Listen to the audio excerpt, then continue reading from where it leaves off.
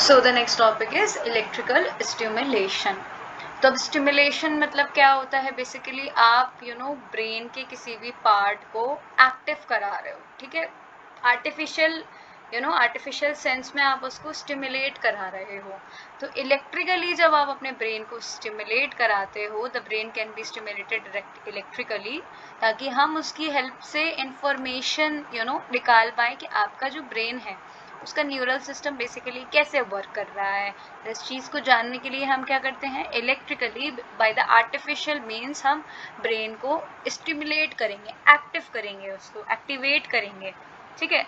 जब brain stimulate हो जाता है तो क्या होता है कि जैसे मान के चलो, ये अभी वर्ड्स आपको नहीं समझ में आएंगे, रेस्टिंग मेम्ब्रेन पोटेंशियल और एक्शन पोटेंशियल, क्योंकि ये नेक्स्ट यूनिट जब आप न्यूरॉन्स पढ़ेंगे तो वहाँ समझ में आ जाएगा। बेसिकली इससे ऐसे समझो इजी वे में कि मान लो आपका आपका जो ब्रेन है, आपके जो ब्रेन सेल्स हैं वो इस वक्त पे कोई काम नहीं कर रहे हैं, वो बेसिकली रेस्ट की स्टेट पे हैं, ठीक है। अब जब आपने उसको स्टिमुलेट करा दिया, आपने उसको एक्टिवेट करा दिया, तो वो क्या करेंगे, रेस्ट से एक्शन पे आ जाएंगे, अब वो काम करने लगेंगे, ठीक है। यही होता है ब्रेन स्टिमुलेशन में।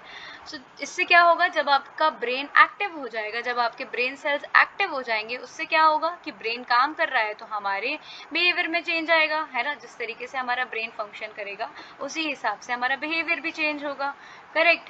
अब जब हम ब्रेन को स्टिमुलेट कराते हैं इलेक्ट्रिकली, तो हम क्या करते हैं, इलेक्ट्रोड्स को यूज करते हैं, जैसे हमने ऊपर भी पढ़ा था ना साइकोफिजियोलॉजिकल मेथड्स में, कि हम इलेक्ट्रोड्स की हेल्प से किसी भी बॉडी के पार्ट को एक्टिवेट करा सकते हैं, उसको स्टिमुलेट करा सकते हैं, फिर उसके बाद हम उसके ऊपर स्टडी कर सकते हैं। यहाँ पे माइक्रो इलेक्ट्रोड्स जो होते हैं, जो छोटे इलेक्ट्रोड्स होते हैं, वो किससे बनते हैं, फाइन मेटल वायर्स से, ठीक है। जिससे क्या होता है, हमारी नर्व्स जो हैं, ठीक है, जिसको हिंदी में नसें बोलते हैं, वो एक्टिवेट इलेक्ट्रिकली स्टिमुलेट हो जाती हैं।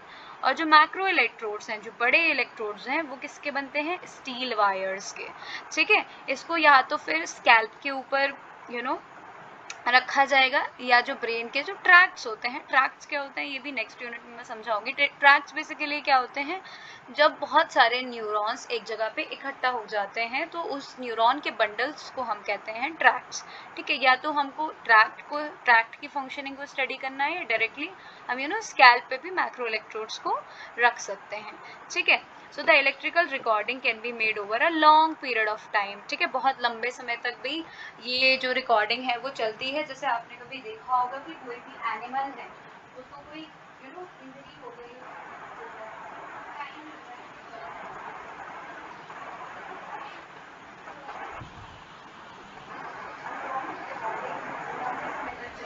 अब आपको लेकिन उसको स्टडी करना है कि किस तरीके से ये रिकवरी का प्रोसेस जो है वो चल रहा है। तो आप क्या करोगे, क्रॉनिक रिकॉर्डिंग करोगे, ठीक है।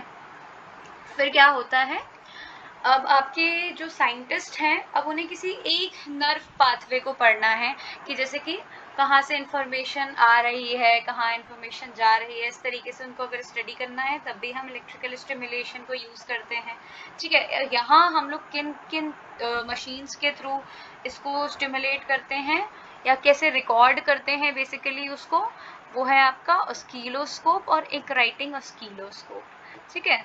तो ऑस्किलोस्कोप में क्या होता है, एक तरीके की एक मशीन होती है जो मैं आपको दिखाऊंगी अभी। It helps to display the electrical recording per unit time. It has a cathode ray tube on which the display is done. It is used to record the activity of one single neuron. सिर्फ एक single neuron मतलब brain का एक cell.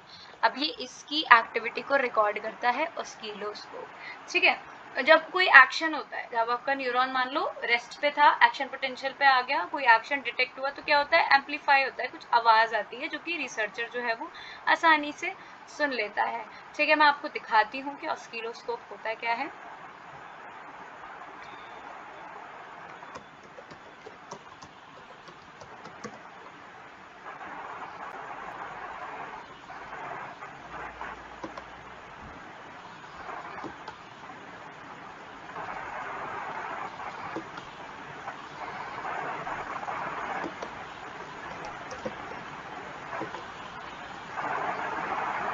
इस तरीके से ये हमारा ऑस्किलोस्कोप इस तरीके का होता है, ठीक है। यहाँ पे सारी न्यूरॉन की एक्टिविटी को रिकॉर्ड किया जाता है, ओके। ये ठीक है, दिख रहा है स्क्रीन पे? ओके।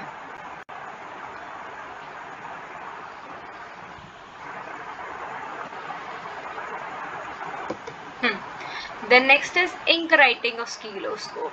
ठीक है, इसको हम लोग पॉलीग्राफ भी बोलते हैं। अब यहाँ पे क्या होता है, the evoked potentials are recorded with the help of various electrodes that are attached to the scalp. ठीक है, यहाँ पर एक टिप होती है, पेन टिप होती है, जो रोलिंग पेपर पे बेसिकली यहाँ पर मॉनिटर का यूज होता है। यहाँ पर रोलिंग पेपर की हेल्प से सारी इंफॉर्मेशन को रिकॉर्ड कर लिया जाता है। जब भी कोई सिग्नल डिटेक्ट होता है, एम्पलीफाई होता है, पेन जो है वो ऊपर नीचे होता है, जिससे क्या होता है, एक्शन पूरा एक रोलिंग पेपर पे पूरा राइट डाउन हो जाता है। These recordings of the brain also known as electroencephalogram भी इसको हम कहते हैं। and this helps to detect any tumor in the brain।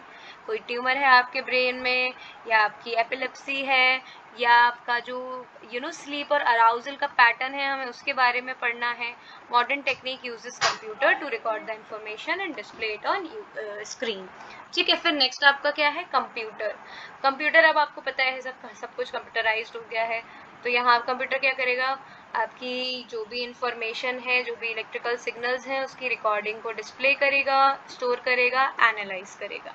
Okay, तो ये 3 मेथड्स के थ्रू आप किसी भी आप अपने ब्रेन को स्टिमुलेट करा सकते हो, और उसके बाद क्या हो रहा है आपके ब्रेन में, न्यूरल एक्टिविटी कैसी है, वो आप स्टडी कर सकते हो।